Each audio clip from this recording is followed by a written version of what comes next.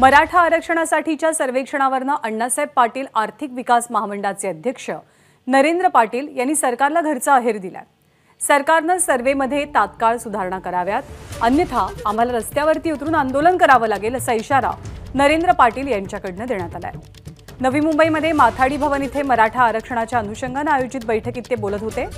शिंदे समितीच्या वतीनं होणाऱ्या सर्वेक्षणामध्ये माथाडी कामगार मराठा नसल्याचा उल्लेख असल्यामुळे नरेंद्र पाटील आक्रमक झालेत। निलेश बुधावले आपले प्रतिनिधी माहिती देतात। निलेश, काय मागणी आहे, काय प्रमुख मागणी आहे नरेंद्र पाटील यांची? ज्ञानदार, राज्य सरकारनं जी सर्वोच्च न्यायालयात क्युरेटिव्ह पिटिशन दाखल केलेली आहे त्याच अनुषंगाने चर्चा करण्यासाठी रविवारी वेगवेगळ्या संघटनेच्या पदाधिकाऱ्यांना नरेंद्र पाटील यांना बोलवलं होतं आणि त्यावेळेस भाषण करताना त्यांना महत्वाची बाब नमूद केलेली आहे। त्यांचं असं म्हणणं आहे की माथाडी कामगार मराठा नसेल तर अण्णासाहेब पाटील यांनी जो मराठा आरक्षणासाठी लढा उभा केला होता त्याच्यामध्ये माथाडी कामगार त्यांच्या पाठीमागे कसे काय उभे राहिले असा सवाल उपस्थित करताना थेट त्यांना सरकारला घरचा अहेर दिलेला आहे।